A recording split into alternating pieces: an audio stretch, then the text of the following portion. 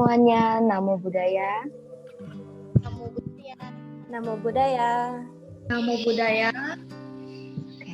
Pertama, mari kita panjatkan syukur kepada Tuhan Yang Maha Esa, para Buddha dan Bodhisattva, karena atas berkatnya lah kita sekarang memiliki kesehatan, baru bisa melaksanakan presentasi ini walaupun kita semuanya berada di tempat masing-masing, saling berjauhan. Apalagi dalam kondisi sekarang ini yang masa virus corona, tak lupa kami ucapkan terima kasih kepada Bapak Damaji, dosen pembimbing mata kuliah Pluralitas Agama Buddha di Indonesia. Sebelum masuk dalam topik, izinkan kami memperkenalkan diri kami dari kelompok 2, terdiri dari Saudara Agustinus, Saudari Aing, Saudari Aping, Saudari Rini, dan saya sendiri, Susan. Pembahasan ini akan dimulai dari Saudari Rini dengan topik kitab suci dan ajaran dan praktek ibadah Taoisme. Waktu dan tempat saya persilakan. Oke, baik. Pertama-tama pendahuluan. Agama Tiongkok yang populer di dunia adalah Konfusianisme, Buddhisme, dan Taoisme. Tiga ajaran ini saling melengkapi antara satu dengan yang lain dan telah dijadikan pedoman dalam kehidupan sehari-hari orang Tionghoa. Nah, jika Konfusianisme lebih menekankan nilai-nilai etika kehidupan, Buddhisme lebih menekankan mengenai kehidupan spiritual pribadi seseorang, maka Taoisme lebih menekankan keserasian hubungan manusia dengan alam. Tiga ajaran ini sangat berpengaruh dalam kehidupan sehari-hari dan keagamaan orang Tionghoa, sehingga sulit kita untuk memisahkan mana di antara praktek-praktek keagamaan orang Tionghoa ini benar-benar murni, bersumber pada Konfusianisme, Buddhisme, serta Taoisme. Next, Taoisme. Taoisme juga dikenal dengan Tao Jia atau Tao Jia, juga dikenal dengan Taoisme. Diprakarsai seorang ahli pikir Tiongkok terkenal dengan nama Lao Tzu, juga bisa disebut bocah tua, yang diperkirakan lahir tahun 600 sebelum Masehi, bertepatan dengan tahun ketiga dari Raja Qingxing dari dinasti Cao. Ia menjabat pengawas urusan arsip pada perpustakaan Kerajaan Imperial Library. Lao Tzu dengan ketekunannya mempelajari buku-buku kuno dan kemudian membentuk pendapatnya sendiri tentang agama dan filsafat yang pada masa kemudian sangat menarik perhatian orang-orang yang mempelajarinya. Nah, ketika berumur 90 tahun, ia memutuskan untuk meninggalkan pekerjaannya sebagai pegawai arsip kerajaan untuk kemudian melakukan pengembaraan oleh seluruh negara guna menghindari tindakan raja yang ia anggap zalim dan kejam. Taoisme adalah sebuah aliran filsafat yang berasal dari Tiongkok. Taoisme sudah berumuran ribuan tahun dan akar-akar pemikirannya telah ada sebelum masa Konfusianisme. Hal ini terdapat disebut sebagai tahap awal dari Taoisme. Bentuk Taoisme yang lebih sistematis dan berupa aliran filsafat muncul kira-kira abad sebelum Masehi. Selain aliran filsafat, Taoisme juga muncul dalam bentuk agama rakyat dan yang mulai berkembang 2 abad setelah perkembangan filsafat Taoisme. Taoisme juga sering disebut dengan Tao. Tao adalah kekuatan utama di dalam alam semesta yang terdapat pada semua benda. Terdapat di dalam inti segala benda, di surga dan di bumi. Kekal abadi dan tidak dapat berubah. Nama Tao itu diambil dari huruf Cina yang artinya jalan. Next, kitab suci ajaran Taoisme.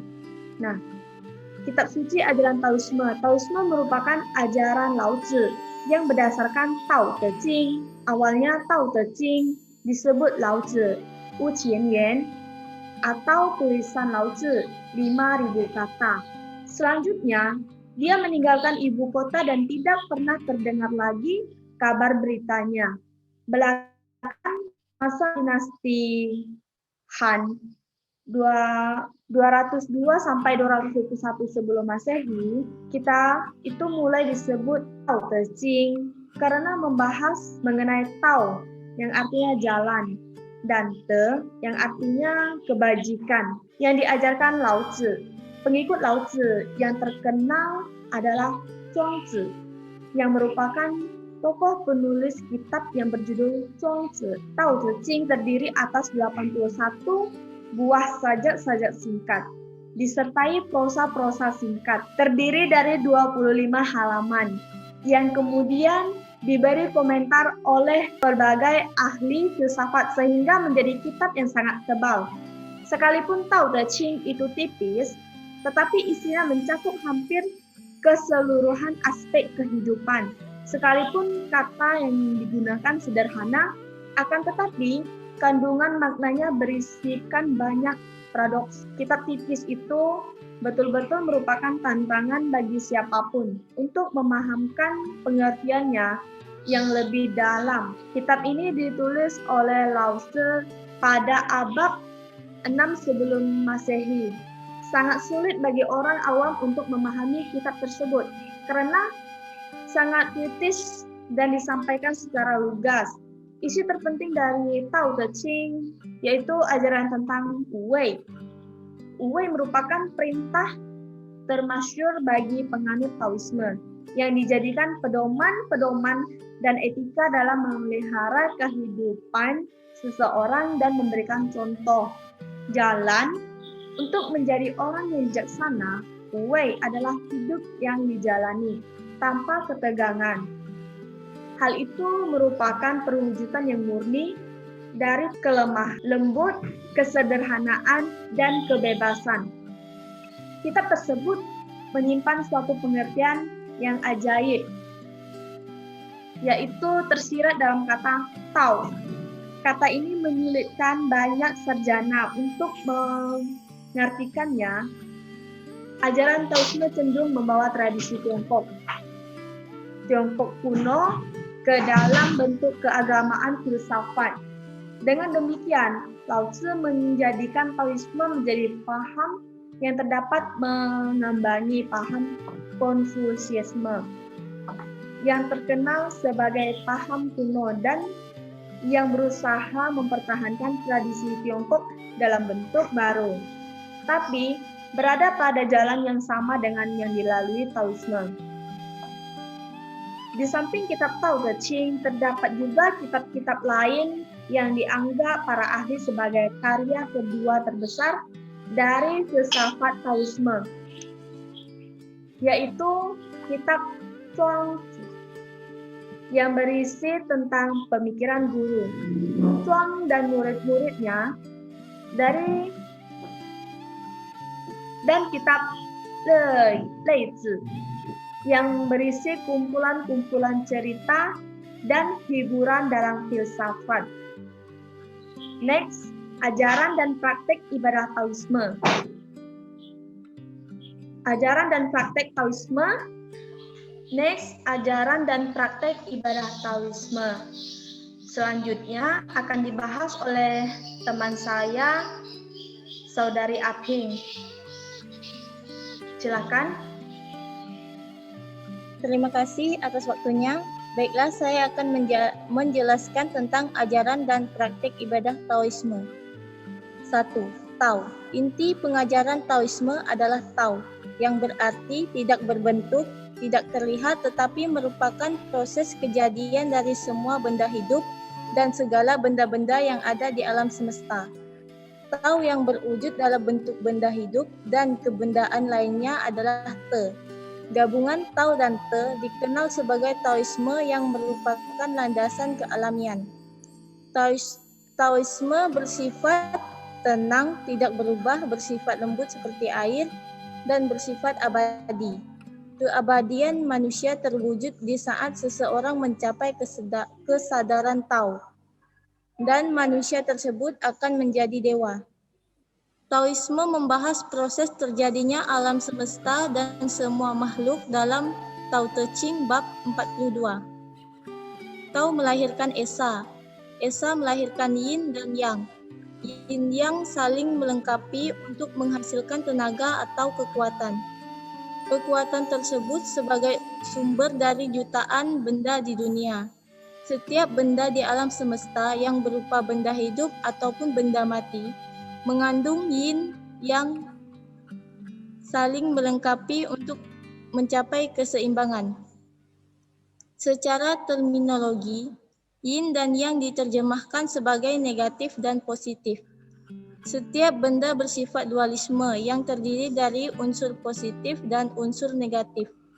Benda yang tidak memiliki unsur negatif dan positif itu bermakna kosong dan hampa. Seperti halnya magnet. Magnet mempunyai unsur positif dan negatif. Kedua-duanya bersifat saling melengkapi. Magnet tanpa unsur positif, maka tidak terwujudnya unsur negatif. Itu bermakna bahwa magnet tidak akan terwujud jika tidak memiliki kedua unsur tersebut. Tao sebenarnya tidak dapat diberi nama dan ia juga tidak dapat dijelaskan dengan kata-kata. Tao yang sesungguhnya hanya dapat dipahami dengan melalui kesadaran rohani manusia. Akan tetapi, untuk dapat memudahkan orang mengerti akan Tao ini, maka Tao harus dijelaskan dengan kata-kata. Tao secara harafiah dapat dikatakan sebagai jalan setapak atau jalan. Untuk dapat lebih memahami jalan ini, maka ada 3 makna yang dapat dipelajari. Next. 3 makna Tao. 1. Tao adalah jalan dari kenyataan terakhir. Tao tidak dapat ditangkap karena melampaui jangkauan panca indera. 2. Tao adalah jalan alam semesta, yaitu Tao memiliki sifat transenden tetapi juga imanen. 3. Tao adalah jalan manusia menata hidupnya, yaitu Tao juga memberikan petunjuk kepada manusia mengenai hidup yang seharusnya dijalani oleh manusia agar selaras dengan cara bekerjanya alam semesta ini. Next. Selanjutnya, yin dan yang. Tao melahirkan sesuatu yang disebut dengan yin positif dan yang negatif. Yin dan yang saling melengkapi untuk menghasilkan tenaga atau kekuatan. Kekuatan tersebut bersumber dari jutaan benda di dunia. Setiap benda di alam semesta yang berupa benda hidup ataupun benda mati mengandung yin dan yang saling melengkapi untuk mencapai keseimbangan. Next. Baiklah, selanjutnya pandangan tentang Wu Wei akan dilanjutkan oleh Saudara Agustinus. Dipersilahkan. Terima kasih Saudari Aping. Selanjutnya saya akan membahas tentang pandangan tentang Wu Wei. Wu Wei secara harfiah diterjemahkan dengan tidak mempunyai kegiatan atau tidak berbuat. Istilah ini sesungguhnya tidak berarti sama sekali tidak ada kegiatan atau sama sekali tidak berbuat apapun, melainkan berarti berbuat tanpa dibuat-buat dan tidak semau-maunya. Karena Wu Wei adalah sifat dasar kehidupan yang selaras dengan alam semesta. Bersikap berbuat-buat dan semau-maunya berlawanan dengan sikap kodrati atau sikap yang wajar. Menurut teori Wu Wei, seorang hendaknya membatasi kegiatan-kegiatannya pada apa yang dilakukan dan apa yang dikodrati atau wajar. Seperti dalam mencapai tujuan tertentu, jangan sampai berbuat berlebihan atau melakukan upaya sesuka hatinya. Kesederhanaan sebagai prinsip hidup yang membimbingnya. Sebab umat manusia mempunyai terlampau banyak keinginan dengan terlalu banyak pengetahuan. Mereka mencari kebahagiaan dengan cara memenuhi kegiatan mereka. Akan tetapi, ketika mereka berusaha memenuhi terlampau banyak keinginan, mereka memperoleh hasil yang sebaliknya. Wu-wei adalah hidup yang dijalani tanpa ketegangan. Wu-wei merupakan perwujudan yang murni dari kelemah lembutan, kesederhanaan, dan kebebasan.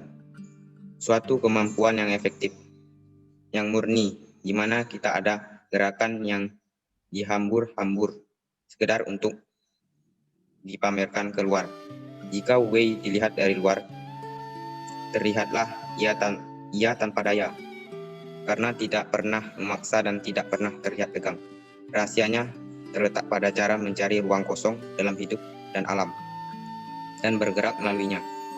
Gejala alam yang paling mirip dengan Tao dalam pandangan para penganut Taoisme adalah air. Mereka kagum dengan cara air yang dapat menyesuaikan diri dengan lingkungan sekitarnya dan mencari tempat-tempat yang terletak paling rendah. Air juga mempunyai kekuatan yang mampu meluluhkan batu karang, dan menghanyutkan bukit-bukit. Sifat luwes tak berhingga namun kokoh tanpa bandingan. Itulah kebajikan air, dan demikian juga kebajikan dari Wu-wei. Ciri yang terakhir adalah kejernihan. Di saat ia tenang, namun kejernihan hanya dapat tertangkap oleh mata batin jika kehidupan manusia Ulang Agus. Tadi kepotong. Ciri yang terakhir adalah kejernihannya di saat ia tenang. Titik. Kok diam sebentar baru lanjut. Namun Ciri yang terakhir adalah kejernihan di saat ia tenang. Namun, kejernihan hanya dapat tertangkap oleh mata batin jika kehidupan manusia itu mencapai ketenangan yang diam dari suatu telaga yang dalam dan hening. Next, pandangan tentang manusia. Menurut pandangan Taoisme, hidup manusia sudah digariskan oleh langit. Manusia sudah memiliki jalan masing-masing. Yang harus dilakukan manusia hanya meneliti untuk mengikuti jejak itu tanpa coba memaksakan pandangan yang sempit, serta tanpa kehendak ingin menyelewengkan diri dari yang alamiah.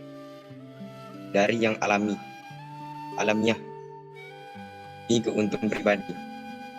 Macam itulah yang disebut dengan Wu-wei, yang artinya tidak mencampuri. Wu-wei dapat juga diartikan tidak berkeinginan. Manusia dalam pandangan Taoisme harus menghilangkan keinginannya dan mengikuti jalannya proses alam tanpa mencampuri proses itu. Menurut Taoisme, apabila manusia menjadi sombong dan melakukan hal di luar kemampuannya, maka suatu saat dia akan mendapat celaan yang dapat membuatnya berduka atau menderita. Karena itu, seorang harus menyingkirkan seluruh harta bendanya yang dimiliki untuk mencapai ketentraman batin. Hal yang perlu dibuang adalah rasa kemelekatan terhadap harta tersebut. Apabila harta dibuang namun masih ada kemelekatan terhadap harta tersebut, maka sia-sia saja. Karena itu, buanglah kemelekatan terhadap harta dari diri manusia.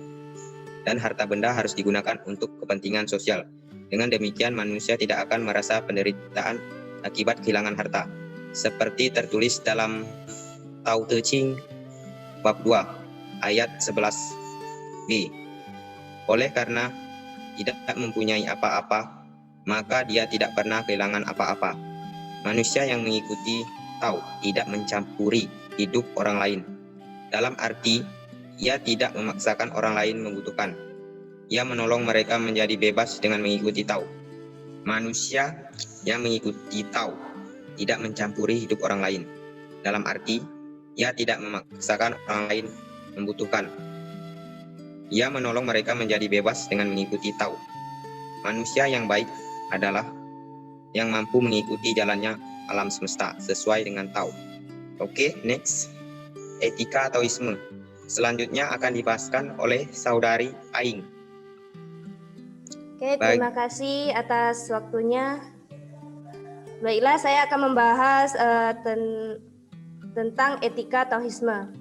Dalam menjalani kehidupan yang ada, manusia mengarang pada kehidupan yang alamiah tanpa adanya proses ikut campur. Kehidupan yang alami inilah yang menjadi suatu kebijakan dasar yang memicu munculnya 3 buah kebajikan lain yang menuntut manusia dalam kehidupannya, yaitu lemah lembut, rendah hati, dan menyangkal diri. Kelemah lembutan merupakan teman dari kehidupan. Sebaliknya, kekerasan dan kekakuan adalah teman dari kematian. Rendah hati adalah sikap mampu mengatasi diri dengan berbuat seperlunya saja. Di dalam kitab Tao Te Ching dikatakan, tidak ada kutukan yang lebih besar daripada merasa kurang puas. Tidak ada dosa yang lebih besar daripada selalu ingin memiliki. Kemudian menyangkal diri adalah sikap menganggap diri dan hidup manusia hanyalah sebagai pinjaman dari alam semesta kepada manusia. Oleh karena itu, manusia yang bijaksana dan menginginkan hidup tenang dan tentram akan mempercayakan seluruh hidupnya kepada Tao atau alam semesta. Next. Perkembangan ajaran Taoisme.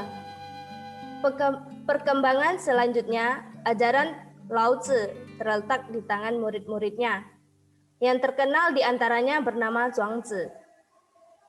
Filsuf Lao Tzu meninggalkan sebuah kitab kecil Tao Te Ching yang berisi 5.000 perkataan Tionghoa yang kemudian dikomentari oleh Zhuangzi menjadi 52 buku, 50 buah buku tebal yang masih ada tinggal 33 buah buku saja. Buku Zhuangzi tersebut menjadi populer di negeri Tiongkok dan banyak dikagumi orang di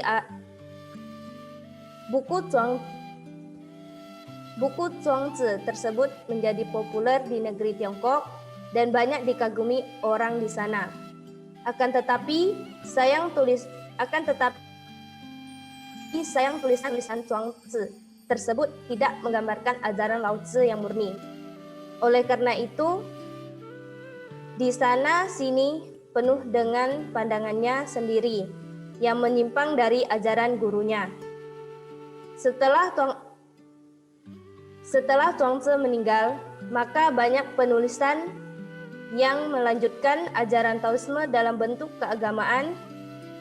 Kemudian setelah Taoisme dipandang sebagai agama, maka paham ini mengalami penurunan karena dimasukkannya magis, takhayul, pendewaan terhadap kekuatan alam. Bahkan Lao Tzu sendiri diperdewakan orang.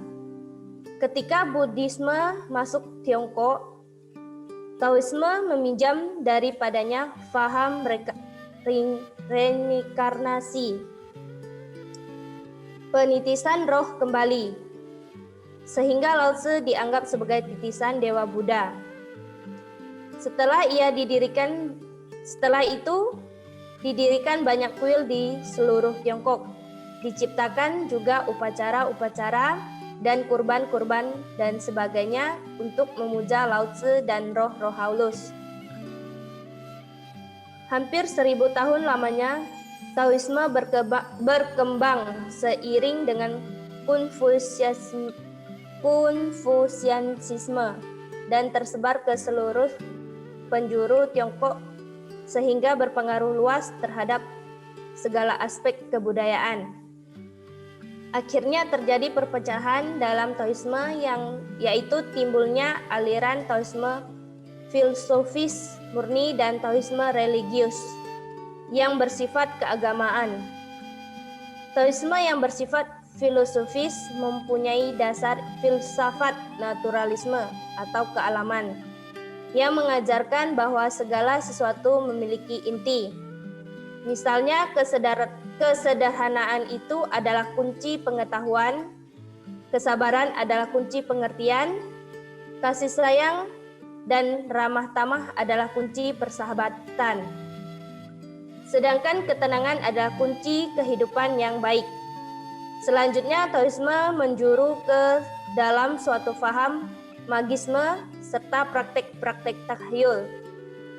Pengikutnya memuja dewa-dewa alam, memuja Lao Tse sendiri sebagai dewa, dan dewa-dewa yang berasal dari Buddhisme pun dipuja. Selanjutnya, saya akan memberikan ke Saudari Susan. Baiklah, terima kasih Saudari Ain. Demikianlah presentasi dari kelompok 2 kami. Sekian dan terima kasih.